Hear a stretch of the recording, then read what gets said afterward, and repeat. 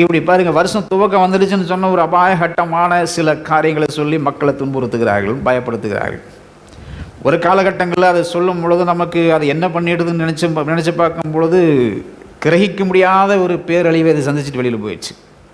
இப்போ திரும்ப அதை சொல்லுகிறார்கள், இப்படி ஒரு வைரஸ் இப்போது இதாக உருவாகிட்டு இருக்கு, எல்லோரும் முகக்கவசங்களை அணியுங்கள், கைகளில் சானிடைசரை யூஸ் பண்ணுங்க, திரும்பவும் இதெல்லாம் பேசிக்கிட்டு இருக்கிறாங்க. உலகத்தில் ஒரு பக்கம் நமக்கு அச்சுறுத்தல் நடந்து கொண்டு தான் இருக்கிறது, ஒரு பக்கம் தேவனை தேடுகிற ஜனங்களை தேவன் உருவாக்கிட்டு தான் இருக்கிறாரு. பாகாலுக்கு முன்பதாக முழங்கால் படியிடாத 7000 பேரத்தை தேவன் பாதுகாத்துட்டே வந்தாரு. எலியா தீர்க்கதரிசியுடைய காலங்களில் கிட்டத்தட்ட 450 பூசாரிகள் கொல்லப்பட்டார்கள். அந்த வழக்கத்தில் இருந்த அத்தனை பேரையும் தேவன் கொன்று முடித்ததற்கு அப்புறம் எலியா சொன்னார், நான் ஒருத்தன் தான் மீதி இருக்கிறேன்னு சொன்ன. நீ ஒருத்தன் தான் இருக்கிற, நீ நினைச்சுக்கிட்டு இருக்கிற, உனக்கே தெரியாமல் நான் 7000 பேரத்தை எனக்காக ஏற்படுத்தி வச்சிருக்கிறேன். இந்த உலகத்தில் எத்தனை பேர் கர்த்தருக்காக இருக்கிறார் என்பது ஆண்டவருக்கு மட்டும்தாங்க தெரியும், வேற யாருக்குமே தெரியாது.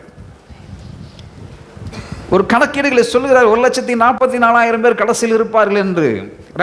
சில வேத விஞ்ஞானிகள் சொல்கிறார்கள் இன்னும் 1,44,000 பேரை ஆண்டவர் ஃபைனல் ரிசல்ட் எடுக்கிறாங்கன்ட்டு. ஆனால் இன்னொரு வசனம் சொல்லுகிறது, கடற்கரை மணலை போல திரளாய் ஜனங்கள் இருந்தார்கள் என்று வேதவசனம் சொல்லுகிறது. கால்குலேஷன் நம்ம முடிக்க முடியாது. ஆண்டவருக்காக மக்களை ஆண்டவர் ஆயத்தம் பண்ணிக்கிட்டே வரார். ஸோ எதற்கு என்றால், what is the main purpose? நமக்கு எதற்காக தேவன் இந்த முக்கியமான காலகட்டத்தில் நமக்கு தரான்னு சொன்னால், நம்மை தூய்மைப்படுத்திக் கொள்வதற்கு. நம்மகிட்ட அந்த ஒரு புதிய வருஷத்துக்குள்ள உள்ள வந்திருக்கிறோம். இந்த வருஷத்தை நம்ம முன்னால் கண்ணு முன்னால் வைக்கிறார், தூரமாக வைக்கிறது இல்லை, நமக்கு முன்னால் தான் வைக்கிறார். நமக்கு முன்பதாக தேவன் தேசத்தை வைக்கிறதை போல வருஷத்தை வைக்கிறார். உபாகம் 1:8 சொல்லுகிறது, இதோ இந்த தேசத்தை உங்களுக்கு முன்பாக வைத்தேன். எல்லாம் உங்களுக்கு முன்னால் வைக்கப்பட்டிருக்கிறது. 12 மாதங்கள் உங்களுக்கு முன்னால் வைக்கப்பட்டிருக்கிறது. வருஷங்கள் உங்களுக்கு முன்பதாக வைக்கப்பட்டிருக்கிறது. மாதங்கள் உங்களுக்கு முன்பதாக வைக்கப்பட்டிருக்கிறது. வாரங்கள் உங்களுக்கு முன்பதாக வைக்கப்பட்டிருக்கிறது. நீங்கள் போய் கர்த்தர் உங்கள் பிதாக்களாகிய ஆபிரகாமுக்கும் ஈசாக்குக்கும் யாக்கோபுக்கும் அவர்களுக்கும் பின்வரும் அவர்கள் சந்ததிக்கும் ஆணையிட்டு கொடுத்த அந்த தேசத்தை சுதந்திரித்துக் கொள்ளுங்கள். வருஷத்தை சுதந்திரித்துக் கொள்ளுங்க. அங்க தேசத்தை சுதந்திரித்துக் கொள்ளுகிறதை போல இந்த வருடத்தை நீங்கள் சுதந்திரித்துக் கொள்ளுங்க. எப்படி? ஆண்டவருக்குள்ள மகிழ்ச்சிகரமாக பரிசுத்தமுள்ளவர்களாய் நீங்கள் சுதந்திரித்துக் கொள்ளுங்கள்.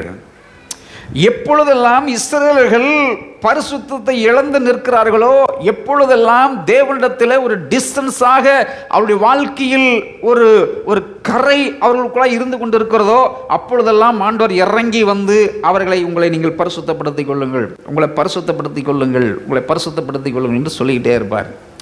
அப்படிப்பட்ட ஒரு நிலையில் தான் யோசுவாவுக்கு முன்பதாக ஜனங்கள் நிற்கிறார்கள்.